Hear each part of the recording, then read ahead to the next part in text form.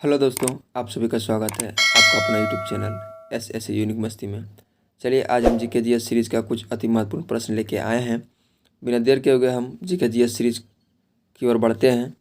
ये रहा आपका पहला प्रश्न। निम्नलिखित में से कौन सी राज्य में अरावली की पहाड़ियाँ स्थित है? आपका ऑप्शन है हिमाचल प्रदेश, उत्तराखंड, राजस्थान, इनमें से कोई नहीं। आपका सही जवाब हो जाएगा Rajasthan, option number C. Option number C आपका राजस्थान में अरावली की पहाड़ियाँ स्थित है। चलिए हम अगला सवाल की ओर बढ़ते हैं। ये रहा आपका अगला सवाल। हड़प्पा सभ्यता में ऊँट की हड्डी कहाँ से मिली थी? आपका ऑप्शन है मोहनजोदड़ो से, कलिंगबंगा से, लोथल से, इनमें से सभी। इनमें से सभी मतलब ऊपर में दिया हुआ सारा ऑप्शन आपका सही होगा। ए भी सही होगा, बी भी सही होगा, सी भी सही होगा। चलिए हम ये आपका राइट आंसर हो जाएगा ऑप्शन नंबर बी, कलिंगबंगा से। ऑप्शन नंबर बी आपकी कलिंगबंगा से हड़प्पा सभ्यता में ऊँट की हड्डी मिली थी। चलिए हम अगला सवाल की ओर बढ़ते हैं। ये रहा आपका अगला सवाल। इनमें से किसकी मृत्यु साइमन कमीशन के विरोध रैली के नेतृत्व करते हुए पुलिस की लाठी से मृत्यु हो गई? आपका ऑप्शन है लाल बहादुर शास्त्री, राजा राम मोहन राय, लाला लाजपत राय, सी राजगोपालाचारी। आपका सही जवाब हो जाएगा ऑप्शन नंबर सी, लाला लाजपत राय। लाला लाजपत राय जी का मृत्यु साइमन कमीशन के विरोध रैली में के नेतृत्व में पुलिस की लाठी से उनका मौत हो गया था। चलिए हम अगला सवाल की ओर बढ़ते हैं। ये रहा आपका अगला सवाल। सिगरेट लाइटर में कौन सी गैस निकलती है? ब्यूटेन, मीथेन, प्रोपेन, इनमें से सभी।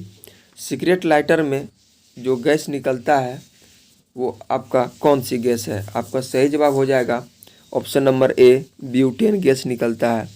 सिगरेट की लाइटर में ब्यूटेन गैस निकलता है। चलिए हम अगला सवाल की ओर बढ़ते हैं। ये रहा आपका अगला सवाल। भारत में सबसे अधिक सोना किस राज्य में होता है? आपका ऑप्शन है बिहार, कर्नाटक, तमिलनाडु, आंध्र प्रदेश। आपका सही जवाब होगा option number B, Karnataka. Karnataka में सबसे अधिक सोना प्राप्त होता है।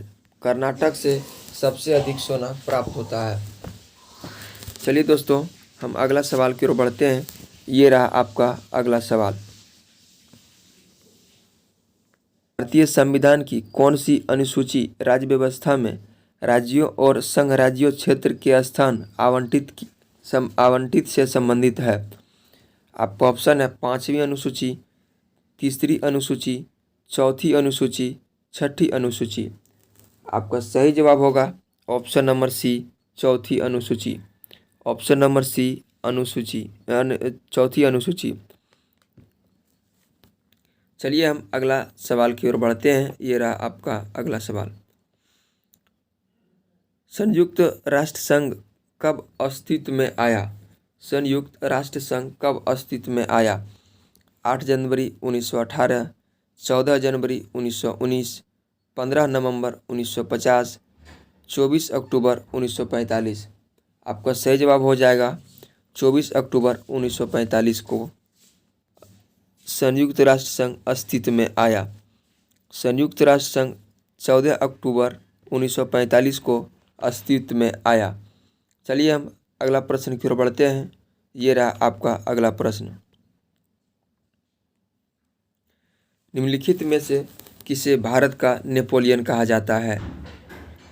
आपका ऑप्शन है चंद्रगुप्त प्रथम, चंद्रगुप्त द्वितीय, समुद्रगुप्त, इनमें से कोई नहीं।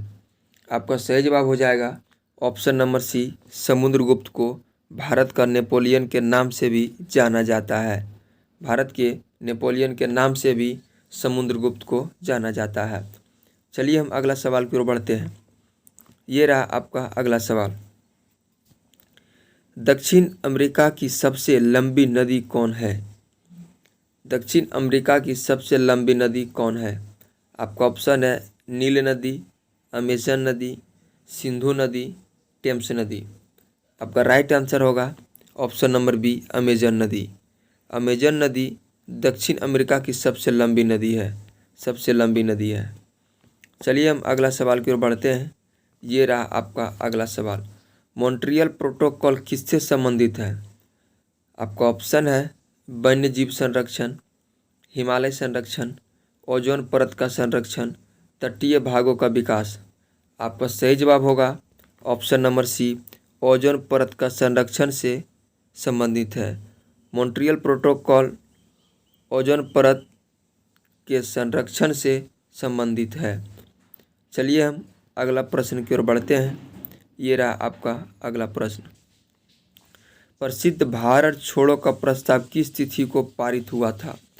प्रसिद्ध भारत छोड़ो का प्रस्ताव किस तिथि को पारित हुआ था? आपका ऑप्शन है 6 अप्रैल 1942, 14 अगस्त 1944, 14 अगस्त 1944, 8 अगस्त 1942। आपका सही जवाब हो जाएगा ऑप्शन नंबर डी, 8 अगस्त 1942। दोस्तों यहाँ पे एक ऑप्शन डबल टाइप हो गया, एक ही ऑप्शन डबल टाइप हो गया। चलिए आपका सही जवाब हो जाएगा ऑप्शन नंबर डी। आपका सही जवाब हो जाएगा ऑप्शन नंबर डी। चलिए हम अगला प्रश्न की ओर बढ़ते हैं। ये रहा आपका अगला प्रश्न। भारत में भुगतान संतुलन के चालू खाते में रुपये की पूर्ण परिवर्तनशील कब हुई थी? आपका ऑप्शन है 1 मई 1993, 1 मार्च 1991, 19 अगस्त 1994, 1 अप्रैल 2002 को। आपका सही जवाब हो जाएगा ऑप्शन नंबर सी, 19 अगस्त 1994 को, 19 अगस्त 1994 को। चलिए हम अगला प्रश्न की ओर बढ़ते हैं। ये रहा आपका अगला प्रश्न। निम्नलिखित में से कौन सी पर्वत चोटी भारत में है? आपका ऑप्शन है अन्नपूर्णा, मकालू, कामेट, नामचा बरवा। आपका सही जवाब होगा option number C, Kamet. Option number C, Kamet, जो भारत में पर्वत चोटी स्थित है। चलिए हम अगला सवाल की ओर बढ़ते हैं। ये रहा आपका अगला सवाल। किस समिति ने भारत के संविधान में मूल कर्तव्यों को सम्मिलित करने की सिफारिश की है? आपका ऑप्शन है स्वर्ण सिंह समिति, रंगराजन समिति, एच देवराज समिति, राजेंद्र सच्चर समिति। आपका सही जवाब हो जाएगा ऑप्शन नंबर ए, स्वर्ण सिंह समिति। ऑप्शन नंबर ए, स्वर्ण सिंह समिति ने सम्मिलित होने की सिफारिश करी थी। चलिए हम अगला प्रश्न की ओर बढ़ते हैं। ये रहा आपका अगला प्रश्न। निम्नलिखित में से कौन सा पुरातात्विक स्थल सिंधु घाटी सभ्यता से संबंधित नहीं है? आपका ऑप्शन है रोपड़, लोथल, कलिंगबंगा, बालाथल। आपका सही जवाब होगा ऑप्शन नंबर डी, बालाथल। ये आपका सिंधु घाटी सभ्यता से संबंधित नहीं है और सभी आपका सिंधु घाटी सभ्यता से संबंधित है। चलिए हम अगला प्रश्न की ओर बढ़ते हैं। शिकागो में 1893 ईस्वी में विश्व धर्म संसद में किसने भाग लिए थे? शिकागो में 18 से 1993 ईस्वी में विश्व धर्म संसद में किसने भाग लिया था? आपका ऑप्शन है राजा राम मोहन राय, दयानंद सरस्वती, स्वामी विवेकानंद, रामकृष्ण परमहंस। आपका सही जवाब होगा ऑप्शन नंबर सी, स्वामी विवेकानंद जी ने भाग लिए थे। चलिए हम अगला प्रश्न की ओर बढ़ते हैं। ये रहा आपका अगला सवाल। निम्नलिखित में से कौन सा ग्रह सौरमंडल के वैक्यूम क्लीनर की भांति कार्य करता है? आपका ऑप्शन है बृहस्पति, शनि, अरुण, पृथ्वी। आपका सही जवाब हो जाएगा option number A, Brihaspati. Option number A आपका बृहस्पति राइट आंसर होगा। चलिए दोस्तों हम अगला प्रश्न की ओर बढ़ते हैं। ये रहा आपका अगला प्रश्न। पाचन तंत्र का कौन सा भाग HCl हाइड्रोक्लोरिक अम्ल स्रावित करता है? आपका HCl हाइड्रोक्लोरिक अम्ल। आपका ऑप्शन है छोटी आंत, यकृत, अग्नाशय, अमाशय। आपका सही जवाब हो जाएगा ऑप्शन नंबर डी, आमाशय। ऑप्शन नंबर डी, आमाशय से स्रावित करता है। चलिए हम अगला सवाल की ओर बढ़ते हैं। ये रहा आपका अगला सवाल। निम्नलिखित में से कौन सा रासायनिक परिवर्तन का उदाहरण है? आपका ऑप्शन है जल का बर्फ बनना, बर्फ का पिघलना, लकड़ी का जलना, चीनी का पानी में घुलना। चलिए दोस्त, ये आपका सही जवाब हो जाएगा option number C. Option number C आपका सही जवाब हो जाएगा। लकड़ी का जलना आपका रासायनिक परिवर्तन है। तो और सब बाकी आपका इसमें ऑप्शन भौतिक परिवर्तन में दिया गया है। बहुत सारे लड़के रासायनिक परिवर्तन और भौतिक परिवर्तन में कंफ्यूज हो जाते हैं।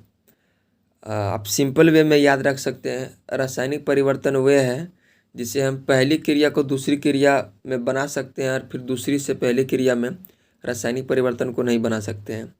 जैसे आपका लकड़ी का जलना, ये आपका कोयला बनता है, कोयला से फिर हम लकड़ी नहीं बना सकते हैं। और यही आपका उदाहरण था। और हम भौतिक परिवर्तन की बात कर लेते हैं। भौतिक परिवर्तन में आपका है, देखिए आपका ऑप्शन देख लेते हैं। जल का बर्फ बनना, अब जल है उसको हम बर्फ बना सकते हैं और फिर बर्फ से उसको हम जल बना सकते हैं। ये आपका भौतिक परिवर्तन हो गया। मतलब पहली क्रिया से दूसरी क्रिया में जाना और दूसरी क्रिया से पहली क्रिया में आना, उसे हम भौतिक परिवर्तन कह सकते हैं। आपका ऑप्शन दूसरा में भी है बर्फ़ का पिघलना। अब पिघला हुआ बर्फ़ को फिर जल बन जाएगा, फिर जल को हम बर्फ़ बना सकते हैं। आपका ऑप्शन नंबर डी है चीनी का पानी में घुलना। ये सब आपका भौतिक परिवर्तन का उदाहरण था। अब बाकी सब भौतिक परिवर्तन का उदाहरण है। ऑप्शन नंबर सी आपका रासायनिक परिवर्तन का उदाहरण है। चलिए दोस्तों, आज तक की सेवा यहीं तक। फिर मिलते हैं हम नेक्स्ट वीडियो में। तब तक के लिए बाय, ऑल दी बेस्ट।